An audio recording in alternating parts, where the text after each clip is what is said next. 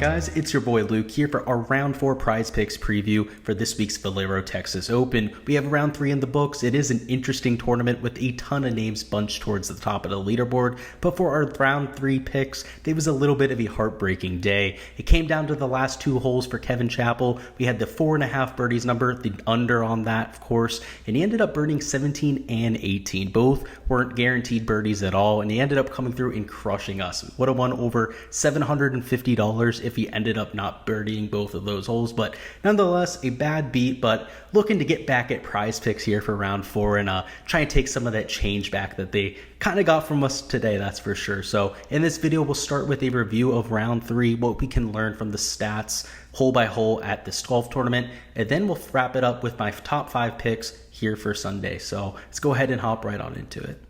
Alright, starting off with a review of round 3, you can see it played exactly how I expected it to. I told you guys it played right around a third of a stroke under par. A lot of that came down to weather conditions. They were absolutely ideal for much of the day. You were dealing with 5 to 7 miles an hour of wind for pretty much at a max there in the afternoon. So even though it was slightly more difficult in the afternoon than the morning, the scoring conditions were ideal, and as a result we saw quite a few solid rounds today. If we sort this by the scores that were the best here for round 3, you can see there were quite a few 5 under par rounds, 4 under par, 3 under par, just really solid scores all around. Greens of regulation weren't very easy to hit, but putting was very easy to come by. They were running absolutely pure today. A lot of putts were dropping. The off the tee play meant firm and fast conditions. Guys were getting it out there an extra 20 to 30 yards with the rollout, which led to these solid conditions. So I would expect that to continue here for round 4, especially when we take a look at the weather forecast. You can see not much wind to speak of for much of the day. You can see 1 to 2 mile an hour of sustained winds there until 11 a.m. Around midday, it gets to the 6 to 8 mile an hour range, but by the afternoon, just 12 mile an hour sustained winds, which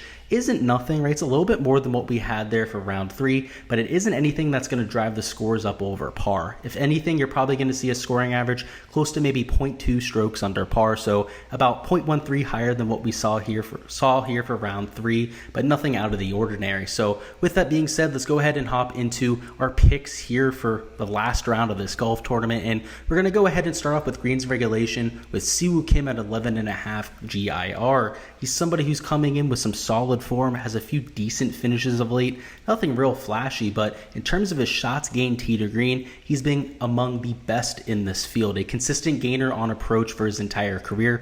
This is always a guy we're looking to target in terms of GIR, and the kicker is he looked amazing today, was hitting everything to 10 to 12 feet, just couldn't buy a putt. So even though he did shoot 4 under par, could have very easily been closer to 6 or 7 under par. And in terms of my projections here for Sunday, I have Siwoo projected for 13.8 greens in regulation, which means at 11.5, it's not a lock, right? There's a lot of leeway there in terms of comfort, but it could go one way or the other. But in terms of success rate, I do have him projected succeeding 81% of the time, which is among the best on the entire slate. So that's why he ended up being in the thumbnail there. He is one of our sweethearts here for the slate and one of my core picks here for Sunday as well. Now moving on to birdies or better, we're going to be taking a look at Brent Sedeker, the other thumbnail character that we had here, and he's coming in at 4 birdies or better. So it's respectable, right? That's the lowest number that we have here for the last round, and in general Brent Sedeker is the best player in tee to green in this field. Now historically, of course, that's not the case, but if you just sort the field by shots gained tee to green from rounds 1 through 3, he is number 1 in the field. The kicker is he doesn't have the putter, and for Brent Sedeker, that is extremely rare. He's one of the best putters on the PGA Tour, specifically on this POA Anua surface that we have this week. So for him to turn that around, just continue the ball striking, he'll clear this for 4 birdies number easily. So even if he doesn't have the ball striking that he's had for the first 3 rounds, as long as he turns around that putter that's usually there, he'll also easily be able to get to 4 birdies. So I like the chance for him to at least push on this slate. And in terms of his projection here for the 4th round, I have him projected for 5.3 birdies, so well above the 4 number there. The conditions are going to be relatively benign there in the afternoon. And Brent Seneca is also somebody that has a ton of experience playing in the wind. He's able to manipulate his ball flight very skilled at hitting into the wind, and as a result, even if he gets stuck by 15 to 20 mile an hour winds, let's say the forecast ends up being a little bit benign, ends up being a little bit worse than expected, he would still be somebody I'm comfortable getting over that number there. Now let's move on to the strokes category, where there's two guys I'm looking at. Most notably, we're going to start with Beau Hossler, who we're taking the under on at 71 strokes. So he's going to be the last guy that we're quote unquote playing for today. The last two picks are going to be fades, guys that I'm actually betting against. But for Beau Hossler at 71 strokes, all he has to do is shoot 1 under to push, and of course 2 under or better to hit for us. And Beau Hossler is tied for first right now. He's 10 under par, and over the last 4 to 5 events, he's been among the best players in this field. He's been gaining on approach. He's been one of the best short game players on tour for quite some time. The issue is off the tee, and fortunately for Beau this week, there's a ton of room off the tee. So before the week, he was somebody I played in DFS, was already one of the people I had my eye on. Of course, this kind of came through for us, but even here for prize picks on round 4, the 71 strokes number is a little bit disrespectful. He should at the very least be tied with guys like Brent Sedeker and Spawn that are at 70.5. And the fact that we get a push there at 71 is just that little bit of confidence in our back pocket to go ahead and roll him out here. So I expect him to easily clear that, to shoot something in the 2 to 3 under par range. And again, if he ends up pushing there at 71, that's not the end of the world either. So I like that little bit of cushion that we have there with the hook not killing us. And in general, he's playing some solid golf. He's towards the top of the leaderboard, somebody that I'm more than confident going to. Next up, we're going to have Jordan Spieth. So this is the first of our 2 fades for the slate, going over at 70 strokes. He looked absolutely horrible today. Ended up shooting 2 over par, was spraying it off the tee, wasn't able to hit greens, and even when he was missing greens, he didn't have that usual Jordan Spieth magic. So even if he has the putter tomorrow, which has been a question mark over the first 3 rounds, I'm not sure he's going to be able to get it past 2 under par. So for me, I have him projected shooting right around 71.1, which is a whole 1.1 strokes higher than the 70.0 mark that we have for his strokes there. And in general, he's just a volatile player, right? He's going to go and have bad rounds from time to time. And because he's a field player, he tends to carry that from round to round. He's not somebody that's going to pop.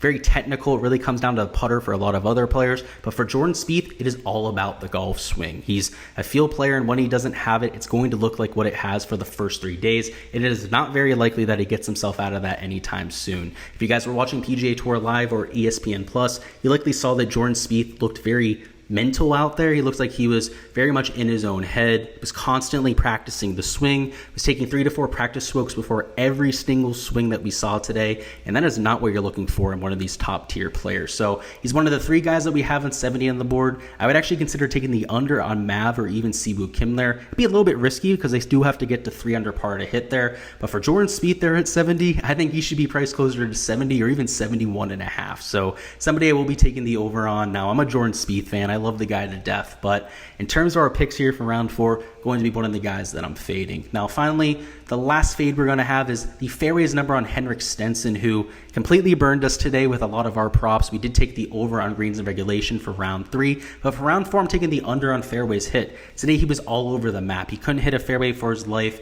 A lot of the time when I was scrolling through the leaderboard trying to check on Stenson, I saw that he was in the woods. He was in the native area like 4 or 5 times today, and if you're doing that, it's hard to hit greens of regulation. So, of course, he didn't hit for us there, but if he's not hitting fairways, I'm all about trying to target that here in round 4. He's somebody who has a lot of trouble off the tee with the driver, and he's had kind of taken that out a lot because of his position on the leaderboard. He's still in contention. He's right around 4 under par right now, so if he has a solid day tomorrow, he could realistically put himself up there in the top 10, top 15. So expect him to keep the pedal on the gas, but at the same time, I just can't trust him to hit these fairways. He hit like 6 today. Day number 1, he hit 7 fairways, so he hasn't gone over this number to begin this week. So at this type of number, I'm very confident taking the under, and I have him projected for 7.7 fairways hit. So it's not quite as much cushion as a lot of the other picks, but the reason why we're trying to take another under is, of course, to get to that 12.5x parlay. This is a card that I'm going to put $50 on, so $50 at 12.5x would be a pretty nice payday for us at the end of the day, but we'll have to see. This is one of the cards I'll be entering. I'll also be entering a few other power plays, most notably with Siwoo Kim and Brent Seneca. Those are by far my favorite props on the slate, so I'll probably put those two together in a power play. Probably do another power play where I put those two together and the Jordan Spieth over at 70 strokes. just to kind of differentiate myself and give myself a few looks here for round 4. All right, guys, that's all I've got here for the round 4 picks. Before you go on and get out of here, go ahead and let me know down in the comments what your favorite prop on the board is. Doesn't have to be something I mentioned, could be completely off my radar, but whatever it is, go ahead and let me know down below. Would love to hear from you guys.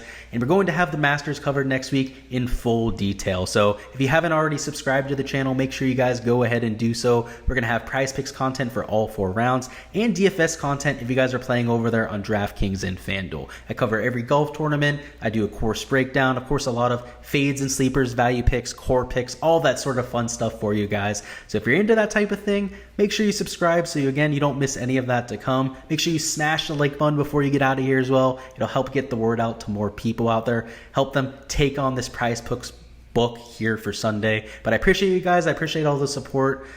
See you guys there for next week, and good luck with all of your props here for Sunday.